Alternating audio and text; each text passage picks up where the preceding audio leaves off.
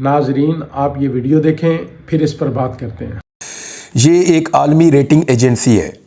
ये मुल्कों की रेटिंग जारी करती है मुख्तलिफ़ हवालों से, और ये जो टॉप 3 है दुनिया की रेटिंग एजेंसीज, उनमें से एक है फिच। फिच क्या कह रही है, उसका एक छोटा सा स्टेटमेंट है, मैं आपके सामने रख देता हूँ ताकि क्लैरिटी आ जाएगी कि एक्चुअली प्रॉब्लम है क्या इस वक्त। फिच का ये कहना है कि पाकिस्तान तहरीक इंसाफ को अगर साइड लाइन किया गया तो, क्योंकि उनके मुताबिक जो पाकिस्तान में अक्सरियत है आवाम की, वो पाकिस्तान तहरीक इंसाफ के साथ है और उन्होंने पाकिस्तान तहरीक इंसाफ को वोट डाला है। अगर पाकिस्तान तहरीक इंसाफ को साइड लाइन किया गया तो अवामी अदम एतमाद बढ़ जाएगा, जिससे IMF से मुआहदा करना मुश्किल हो जाएगा। आलमी इदारे फिच रेटिंग एजेंसी की रिपोर्ट आ गई है। अब भी अगर पाकिस्तान के अंदर लोगों को ये बात समझ ना आए और पाकिस्तान इस बात को समझने से कासिर रहे कि अवामी उमंगों के मुताबिक हुकूमत बनाने के फ़ायदे क्या हैं और अवामी उमंगों के ख़िलाफ़ हुकूमत बनाने के नुकसानात क्या हैं, तो फिर तो अल्लाह ही हाफिज़ है। अब आलमी इदारे भी ये कहना शुरू हो गए हैं, बैनुल अक़वामी मीडिया भी ये कह रहा है, और हर तरफ से ये आवाज़ आ रही है कि बहुत बड़ी धांधली हुई है, और अगर पाकिस्तान इसी धांधली ज़दा हुकूमत को बनाने की तैयारी करता है और मैंडेट ऐसे लोगों के हाथ में दे दिया जाता है जिन्हें लोगों ने वोट नहीं डाला, उन्हें रिजेक्ट किया है, तो फिर पाकिस्तान का निज़ाम आगे नहीं बढ़ पाएगा और मईशत के ऊपर बहुत बड़ा धचका लगेगा। और उसका नुकसान ये होगा कि IMF के साथ आपका मुआहदा करना मुश्किल हो जाएगा। IMF के साथ अगर आप मुआहदा नहीं करते, आगे नहीं बढ़ते, तो पाकिस्तान के डिफ़ॉल्ट कर जाने के इम्कानात बढ़ेंगे। अल्लाह ना करे ऐसा हो। सेंस प्रिवेल करनी चाहिए और होना ये चाहिए कि जिनको वोट मिले हैं उन्हीं के वोट गिने जाएं। अब आ जाएं इस बात की तरफ कि एक और इलेक्शन मुकम्मल हो गया। मैं वो रिज़ल्ट भी आपके सामने रख देता हूँ। ये बहुत इम्पॉर्टेंट इलेक्शन था क्योंकि अली अमीन गंडापुर और उनकी पूरी फैमिली इसके अंदर इन्वॉल्व थी। ये फजलुर रहमान साहब के बेटे का इलेक्शन था और ये सीट फजलुर रहमान साहब की बड़ी मजबूत सीट हुआ करती थी और यहाँ से वो हमेशा इलेक्शन जीत जाते थे। अभी इस वक्त सूरत हाल क्या है कि 6 पोलिंग स्टेशंस ऐसे थे जहाँ पे दोबारा इलेक्शन करवाया गया, हालात ख़राब होने की वजह से पहले और मल्टीपल रीज़न से ये इलेक्शन वहाँ पे ताख़ीर का शिकार हुआ। बाकी इलेक्शन आ चुका था और जब इनके ऊपर आज पोलिंग करवाई गई तो सिचुएशन बहुत अजीब थी। हल्के से बड़ी अजीब अजीब इतलात आ रही थी। 20-20 हज़ार, 15-15 हज़ार में एक एक वोट ख़रीदा गया है, इतना पैसा खर्च किया गया इस हल्के के अंदर।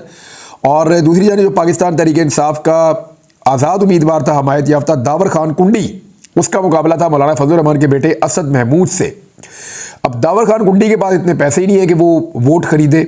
मैंने थोड़े अर्सा पहले इस जो कॉन्स्टिट्यूंसी है उसका विजिट भी किया था।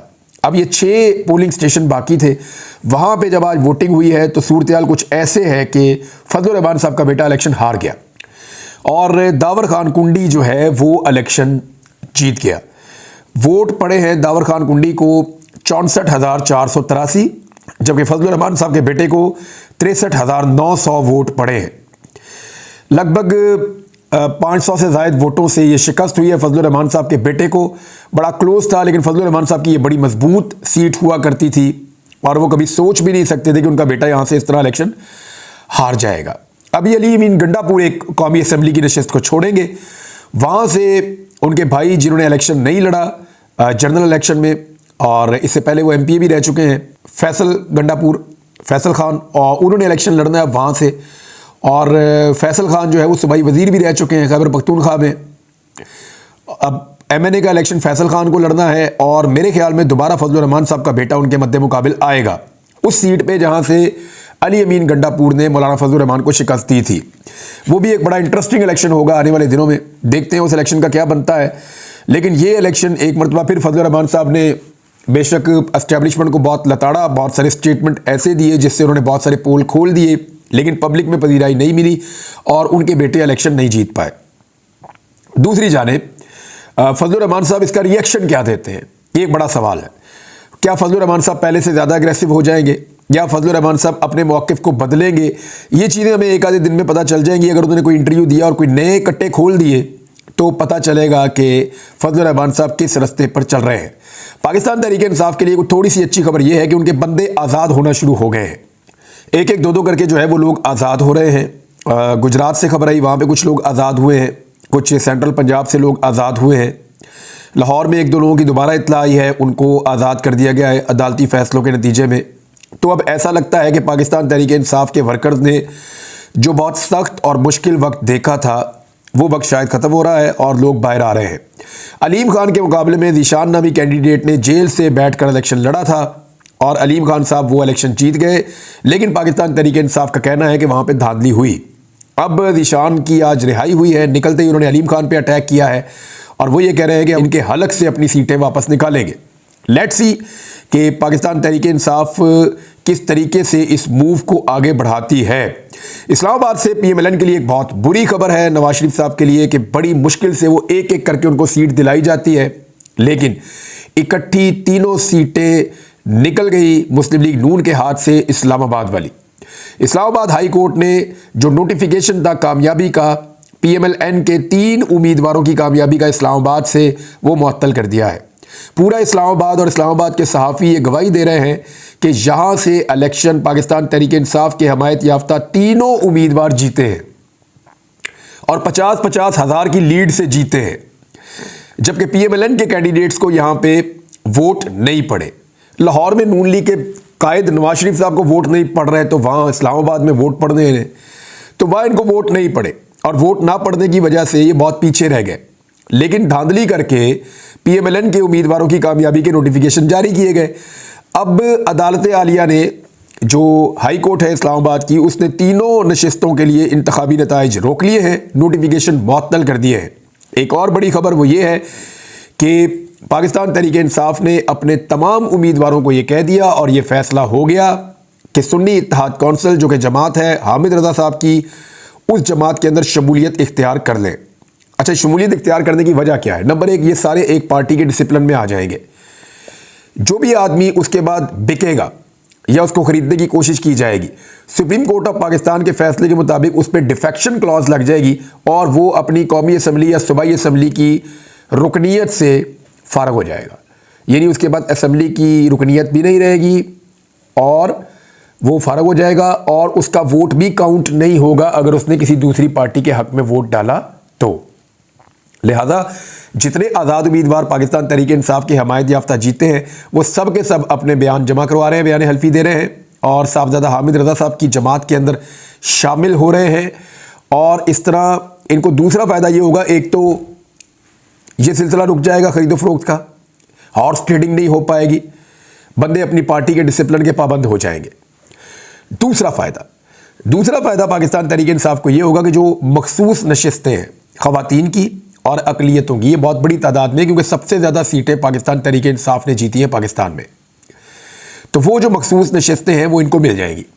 अब इसमें एक टेक्निकल चीज़ और सामने आ रही है, लेकिन जो कानूनदान हैं उनका ये कहना है कि कोई जमात मखसूस नशिस्तों के लिए दरख्वास्त या फ़हरिस्त जमा करवाए या ना करवाए, उसके पास ये राइट मौजूद रहता है और उसके बाद जितनी सीटें होती हैं उसके तनासुब से उसको मखसूस नशिस्तें मिल जाती हैं।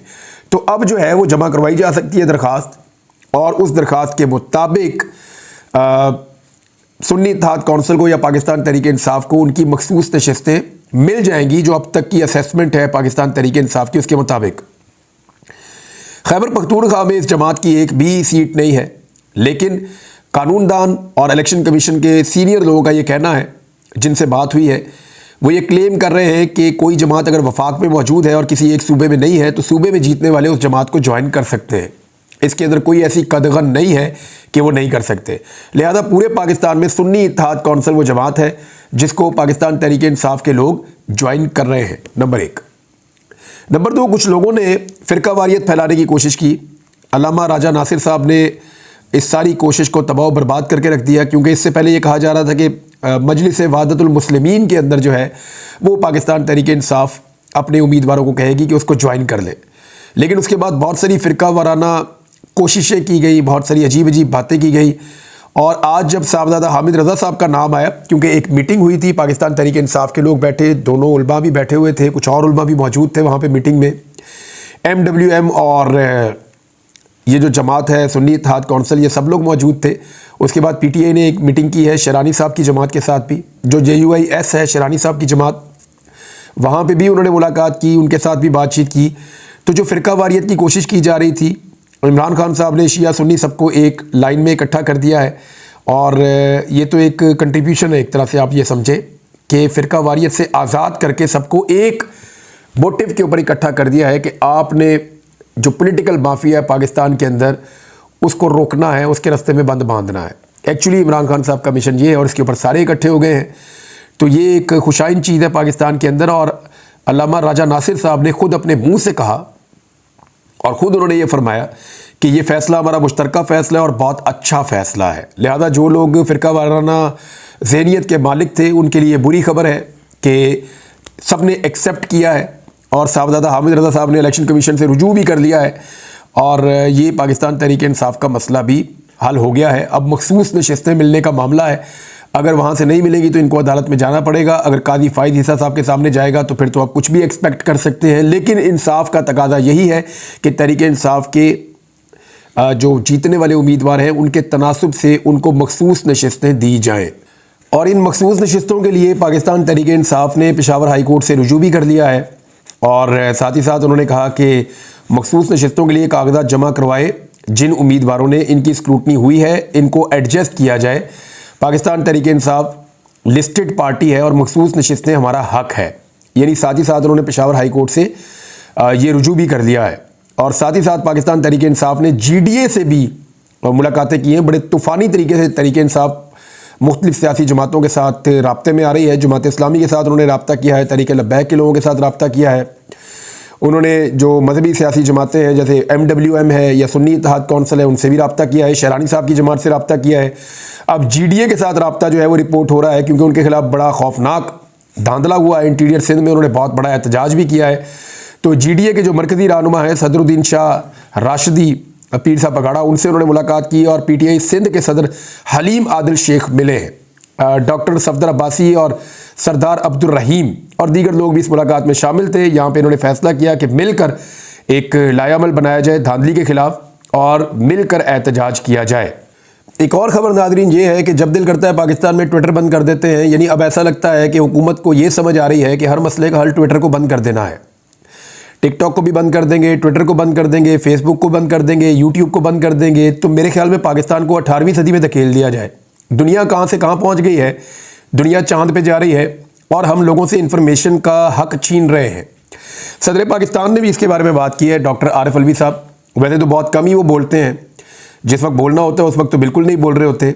और उनके ऊपर पाकिस्तान तहरीक इंसाफ के लोग बड़ी तनकीद भी करते हैं कि तहरीक इंसाफ के वोटों से वो सदर बने हैं और वो हक अदा नहीं कर रहे। तहरीक इंसाफ के लोगों को ऐसा लगता है। तो सदर पाकिस्तान ये कहते हैं ट्विटर बंद कर देते हैं जब चाहे, कि आपको कुछ पता ना चल जाए, आपको मालूमात ना मिल जाए। इस तरह के आइडियाज़ जो है वो पाकिस्तान में लाए जा रहे हैं। इंटेलेक्चुअल कैपेसिटी नहीं है पाकिस्तान के इदारों में कि वो लोगों को कायल कर सके। अगर कोई बंदा कोई बात करता है तो पुलिस भेज दी जाती है उसके घर में और उसको पकड़ लिया जाता है। तो आरिफ अलवी साहब ने सख्त तनकीद की है इस पॉलिसी के ऊपर कि जहाँ पे सोशल मीडिया की बंदिश से चीज़ों को कंट्रोल करने की कोशिश की जा रही है। ये एक ऐसा रास्ता है जिससे दुनिया पाकिस्तान को मज़ीद शक की नज़र से देखती है कि इस मुल्क में ऐसा ज़रूर कुछ हो रहा है जिसकी वजह से ख़बरों को दबाने के लिए मकामी मीडिया पे वैसे ही दबाव डाला जाता है और जो बैनुल अक़वामी मीडिया वहाँ पे मौजूद है उसकी रसाई बंद कर दी जाती है। स्पेशली जो सोशल मीडिया उसकी रसाई बंद कर दी जाती है। जो लाहौर से एक बड़ा स्कैंडल निकला जिसका बहुत चर्चा हुआ, उस पर कुछ लोग ये कह रहे हैं कि टीवी चैनल ने इसको नहीं चलाया, वो मज़ीद तहकीक करना चाहते थे। तो मेरा एक सवाल है बुनियादी, सहाफ़ी का काम होता है ख़बर को चलाना। मिसाल के तौर पे वो ये तहकीक करना चाह रहे थे ना कि ये जो वोट वहाँ पे छप रहे हैं, ये वोट PMLN खुद छपवा रही है या किसी ने छपवाए हैं PMLN को फंसाने के लिए। यही सवाल है ना। एक्चुअली जो वहाँ पे एडिटोरियल बोर्ड बैठा हुआ है या जो लोग बैठे हुए हैं अहम नशिस्तों पे इन चैनलों में, उनके दिमाग में यही सवाल था ना। लेकिन इस सवाल के बावजूद भी इस खबर को रोका नहीं जा सकता था। उसकी वजह यह है कि जब एक प्राइवेट जगह के ऊपर सरकारी कागज़ छप रहा है तो ये खुद एक बहुत बड़ी खबर है कि जनाब सरकारी कागज़ कैसे एक प्राइवेट जगह पे छप सकता है। अब उसकी तहकीकात करवा लीजिए। हो सकता है कि जो दिखाई दे रहा है कि नवाज शरीफ साहब अपनी इज्जत बचाने के लिए धांधली करवा रहे हैं और ये जाली पेपर छाप रहे हैं, बैलेट पेपर। हो सकता है नवाज शरीफ को फंसाने के लिए कोई साजिश हो रही हो, लेकिन जो भी हो रहा है इस खबर को रिपोर्ट जरूर किया जाना चाहिए था। इंतहाई परले दर्जे की सहाफती बददयानती है कि इतनी बड़ी चीज आपके सामने आई कि एक सरकारी कागज एक प्राइवेट प्रेस के अंदर छप रहा है और आपके रिपोर्टर जान पर खेल कर जाते हैं और जाकर उसकी फुटेज बनाकर लाते हैं और आप उसको ये कहकर नहीं चलाते कि जनाब इसको भी देखना पड़ेगा। वो इसलिए कि कायदे मोहतरम जनाब मियाँ नवाज शरीफ साहब का नुकसान हो रहा है इस खबर के चलने में। तो ये सहाफती बददयानती है। हाँ, आप ये कह सकते थे कि जनाब पेपर छप रहा है, बैलेट पेपर छप रहा है, तहकीकात करवाई जाए। आप नाम ही ना लें नवाज शरीफ का, आप नाम ही ना लें और किसी चीज़ का, आप पीटीआई का भी नाम ना लें, लेकिन आपको ये ज़रूर कहना होगा कि जनाब पेपर छप रहा है जो गैर कानूनी है। एक गैर कानूनी चीज़ आपके सामने आई और आपने उसको छुपा लिया सिर्फ इस बुनियाद पर कि कायदे मोहतरम को उसका नुकसान हो जाएगा। तो मियाँ नवाज शरीफ साहब को कहाँ कहाँ बचाएगा पाकिस्तान का मीडिया और कब तक बचाएगा? पाकिस्तान में सोशल मीडिया तो मौजूद है ना, तो बेचारा बहुत मुश्किल हो जाएगा। वो दोनों सहाफ़ी काफ़ी परेशान हैं, लेकिन उन दोनों ने किसी किस्म की कोई खबर नहीं दी, ना दोनों ने ट्विटर पे दी, ना सोशल मीडिया पे किसी और जगह पे दी, बल्कि उन्होंने बड़ा मोहतात रवैया अपनाया क्योंकि वो ये जानते थे कि इस तरह की खबर देने के बाद इसके आफ्टर शॉक्स कैसे होंगे। लेकिन ये खबर बाहर आ गई और अब खबर बाहर आने के बाद राब्ता भी मुश्किल हो रहा है दोनों सहाफ़ियों से। मैंने कोशिश की है, राय साकिब तो बिल्कुल छोटे भाइयों की तरह है, मैंने भी ऑडियो मैसेज भी उनको छोड़ा है, हो सकता है मेरा उनसे रब्ता हो जाए। मियाँ अली अशफाक का मुझे फ़ोन आया था, वो भी ये कह रहे थे कि ये एक सिचुएशन क्रिएट हो गई है क्योंकि उनके भी ताल्लुकात हैं सहाफ़ियों के साथ, और देखते हैं कि इसमें होता क्या है। लेकिन इन पेपर्स को इस्तेमाल कहाँ किया जाता है मैं आपको ये बता देता हूँ। ये जो जाली वोट बनाए जाते हैं, ये डब्बों में भर दिए जाते हैं और इलेक्शन कमीशन के अंदर जब आप दरख्वास्त देते हैं ना बतौर कैंडिडेट के मेरे साथ धांधली हो गई है, तो वो निकालते हैं डब्बे खोल के, वोट गिन के वापस बंद कर देते हैं और कोई काम नहीं करते। इलेक्शन कमीशन के पास ये कैपेसिटी नहीं है कि वो फॉरेंसिक ऑडिट करे, ये वो नहीं कर सकता, ट्रिब्यूनल में जाना पड़ता है। यानी कोई बंदा अगर ट्रिब्यूनल में जाएगा, ट्रिब्यूनल को एक्चुअली तो फैसला 3 महीने में करना होता है, लेकिन मैं आपको एक मिसाल दे देता हूँ, आपको सारी बात समझ आ जाएगी। इलेक्शन कमीशन के पास कोई जाएगा, वो ये जाली वोट निकाल के सामने रख के गिन देंगे, जनाब ये देखो इनके इतने और आपके इतने, लिहाजा ये जीत गए। इलेक्शन कमीशन लिख के दे देगा जी उनको नोटिफाई हमने कर दिया है। अब आप दोबारा ट्रिब्यूनल में जाएंगे और आप जाके अदालतों के दरवाजे खटखटाएंगे, आप कहेंगे यार हमें इंसाफ दें, आप हमें इंसाफ दें, आप वोटों को चेक करें, ये वोट जाली है जो इसके अंदर से निकले हैं। तो जाली वोट को चेक करने के लिए क्या होगा? उसका फॉरेंसिक ऑडिट होगा। उसके बाद टीमें बैठेंगी, जो टेक्निकल लोग हैं वो बैठेंगे और वो चेक करेंगे कि अंगूठे का निशान, वो चेक करेंगे सीरियल नंबर, वो चेक करेंगे कागज़ की क्वालिटी, वो चेक करेंगे टेम्परिंग, वो चेक करेंगे स्याही का इस्तेमाल कि ये वाला पेन कौन सा था, ये कौन, हर चीज़ वो चेक करेंगे। और जब वो सारा कुछ चेक कर लेंगे तो उसके बाद वो एक रिपोर्ट जारी करेंगे। लेकिन वो तो काम होना ही नहीं है। क्यों नहीं होना? फॉरेंसिक ऑडिट क्यों नहीं होगा और कैसे नहीं होगा वो मैं आपको अब बताता हूँ। एक इलेक्शन था जो शेख वकास अकरम साहब ने लड़ा 2018 में, वो इलेक्शन वो लूज कर गए, हार गए। उसके बाद उन्होंने इलेक्शन कमीशन से कहा तो इलेक्शन कमीशन ने भी उनकी बात नहीं सुनी, वो ट्रिब्यूनल में चले गए। ट्रिब्यूनल ने इसका फैसला करना था 3 माह में। शेख वकास अकरम मुख्तलिफ अदालतों में जाते रहे, सुप्रीम कोर्ट ऑफ पाकिस्तान तक पहुंच गए और 5 साल गुजर गए। उसके ऊपर फैसला नहीं हुआ। उस सीट के ऊपर वही खातून बैठी रही जो इलेक्शन जीत गई थी, जिनको जितवा दिया गया था बकौल शेख वकास अकरम साहब के, उनके मुकाबले में उस दौर में। ये जंग में शेख वकास अकरम सब लोग जानते हैं। तो शेख वकास अकरम साहब ने 5 साल कानूनी लड़ाई लड़ी और शेख वकास अकरम वो आदमी है जो अच्छा खासा तगड़ा आदमी है। बड़ा मुश्किल इलेक्शन वो लड़ते हैं कड़दम जमातों के खिलाफ, और अभी भी वो तकरीबन पिछले 8-9 महीने से वो गायब है। यानी उन्होंने अपने हल्के के अंदर एक दिन विजिट नहीं किया, लेकिन उसके बावजूद लोगों ने उनको इलेक्शन जितवा दिया, उनके वालिद को भी जितवा दिया। और वो रूपोश है उस वक्त से, उनका कारोबार सारा तबाह हो गया, उनके घर बार, उनके बच्चे स्कूल नहीं जा पा रहे। ये सिचुएशन वो सबके साथ ही हो रही है। उनके साथ ये सिचुएशन है कि बच्चे स्कूल नहीं जा पा रहे पिछले कई महीनों से। अब वो इलेक्शन जीत गए, दोबारा इलेक्शन लड़ा, दोबारा इलेक्शन जीत लिया। पिछले इलेक्शन का 2018 वाले का आज तक फैसला नहीं हुआ ट्रिब्यूनल में। तो ये इतना लटका देते हैं इस मामले को और इसी में 5 साल गुजार देते हैं। लिहाजा पाकिस्तान तहरीक इंसाफ को फुल रोला डालना चाहिए इन जाली वोटों के ऊपर और ऐसी सारी मशीनें पकड़वानी चाहिए। बहरहाल अब तक के लिए इतना ही। अपना ख्याल रखिएगा, अपने इस चैनल का भी। अल्लाह हाफ़िज़।